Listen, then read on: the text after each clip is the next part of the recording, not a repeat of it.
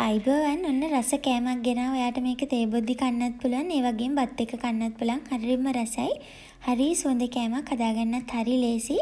ඉතින් අපි වැඩි කතා නැතුව බලමු කොහොමද අපි මේක හදාගන්නේ, මොන වගේ දේවල්ද අපිට ඕන වෙන්නේ කියලා. මුලින්ම ටිකක් ලොකු බෝල් එකක් ලෑස්ති කරගන්න. ඔන්න අපිට ඕන වෙනවා තඹගත්ත හතු. ඉතින් මේක උණු වතුර දාලා ලුණු කුඩු චුට්ටකුත් දාලා තඹලා තියෙන්නේ. මෙතන සාමාන්‍ය ග්‍රෑම් 200 හතු පැකට් එකකින් භාගයක් වගේ තියෙනවා. ඊළඟට චිකන් ග්‍රෑම් 100ක් වගේ මම අරගෙන තිනවා. මෙන්න මේ වගේ දිගටියට කපලායි තියෙන්නේ. ලොකු කෑලි නෙමෙයි, මෙන්න මේ වගේ කෑලි වලට කපා ගන්න සිහින්ව දිගටියට. ඔන්න දැන් ඒ ටික දාගත්තට පස්සේ අපිට ඕන වෙනවා මෙන්න මේ දේවල්. ලොකු ලුණු ගෙඩියක් ඕන වෙනවා. සුදු ලුණු බික් 3ක් වගේ මේ වගේ පොඩියට කපලා අරගන්න. ලුණු ටිකක් වැඩිපුර ගන්න ඕනේ. ලොකු ප්‍රමාණයේ ලුණු ගෙඩියක් මේ වගේ සිහින්ව කපලා දාගන්න. ඊළඟට අපිට ඕන වෙනවා කරපිංච ටිකක්. මේ වගේ කරපිංච ටිකක් කපලා ගන්න. අමිරිස් කරලකුත් දාගන්න. ඊළඟට ලුණු කුඩු තේ භාගයක් වගේ මම දාගත්තා. ඊළඟට දාගන්නවා මම කහ කුඩු තේ කාලක් වගේ. ගොඩාක් කහ කුඩු දාන්න එපා. තේ කාලක් වගේ දාගන්න. ඔන්න දැන් මේකට ගම්මිරිස් කුඩු තේ භාගයකුයි මිරිස් කුඩු තේ එකකුයි දාගන්නවා. ඊළඟට අපි මේකට දාගන්නවා කඩල පිටි පුරවපු මේසැඳි 4ක්. මේ වගේ මේසැඳ පුරවල තමයි ගන්න ඕනේ ගොඩක් මේ විදිහට. මේසැඳි 4ක් දාගන්න. ඊළඟට හාල් පිටි මේසැඳි 3ක් දාගන්නවා. දැන් මේ ටික හොඳට මිශ්‍ර කරගන්න. මුලින්ම අපි අතින් මේක අනන්න කලින් හැන්දෙන් මේ වගේ මිශ්‍ර කරගත්තට පස්සේ අත පාවිච්චි කරලා තමයි මේක අනා ගන්න ඕනේ. මුලින්ම හැන්දෙන් මිශ්‍ර කරගන්න. මෙන්න මේ වගේ හොඳට මිශ්‍ර කරගත්තට පස්සේ ඇල් වතුර පොඩ දාලා අපි මේක හදා ගන්න ඕනේ. වතුර ගොඩාක් එක සැරේ දාන්න එපා. චුට්ට දාලා මේ වගේ මිශ්‍ර කරගන්න.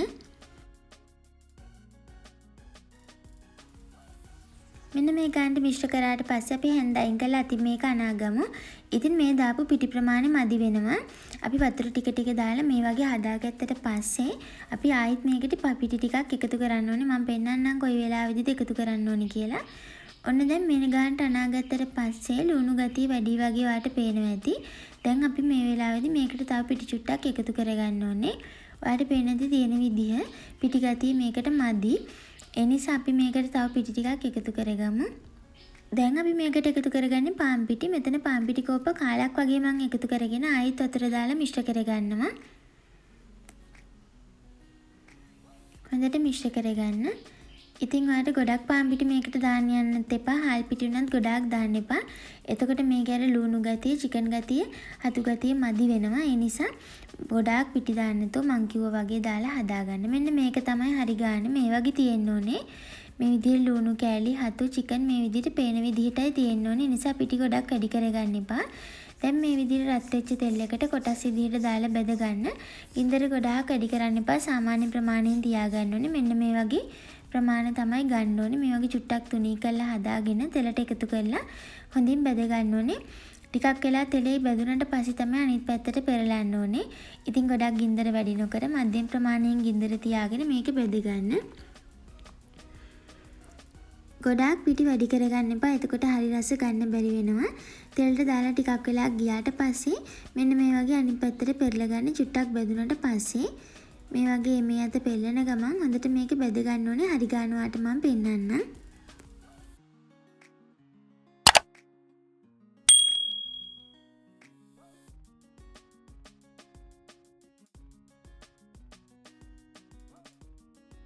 මේක බදිද්දිත් හරීම සුවඳයි. හරීම සුවඳක් එන්නේ බදින වෙලාවටත්.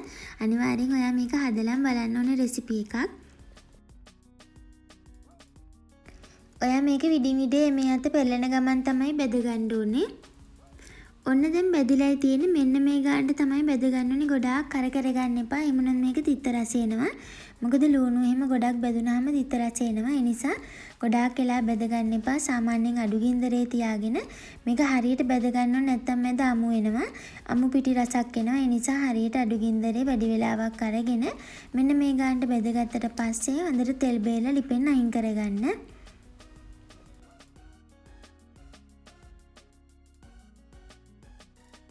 අනේ ඉතින් මේ තින් අපි හදාගත්ත රසම රස පකෝඩා එක. ඉතින් ආ වෙනදට පකෝඩා හදලා ඇති ලුණු විතරක් එහෙම දාලා අල එහෙම දාලා. ඉතින් මේ විදිහට චිකන් මෂ්රූම් දාලා හදන්න පුදුම රසක් තියෙන්නේ. හරි සුවඳයි. ඒ වගේම ගොඩාක් රස රෙසිපි එකක් මේක try කරලා බලන්න. ඉතින් මේක අලුත් රෙසිපියක්. මම හිතනවා වීඩියෝ කාට ප්‍රයෝජනවත් වෙන්නේ නැති ආස වෙන්නේ නැති කියලා. අනිවාර්යෙන් හදලා බලලා රස කොහොමද කියලා මට කියන්න. වීඩියෝ එක බලපාට ගොඩාක් ස්තුතියි. මට like එකක් දාන්න, comment එකක් දාන්න. ඒ වගේම ඔයා අලුතින් මගේ channel එකට එකතු වෙන කෙනෙක් නම් මතක ඇතුව මාව subscribe කරන්න. එතකොට ඔයාලට මේ වගේ වීඩියෝස් ටිකටම බලන්න පුළුවන්. වීඩියෝ එක බලපාට ගොඩාක් ස්තුතියි. මේ වගේ රසවත් ලෙසින් හදාගන්න පුළුවන් රෙසිපි එකකින් අපි නැවතත් හමු වෙමු.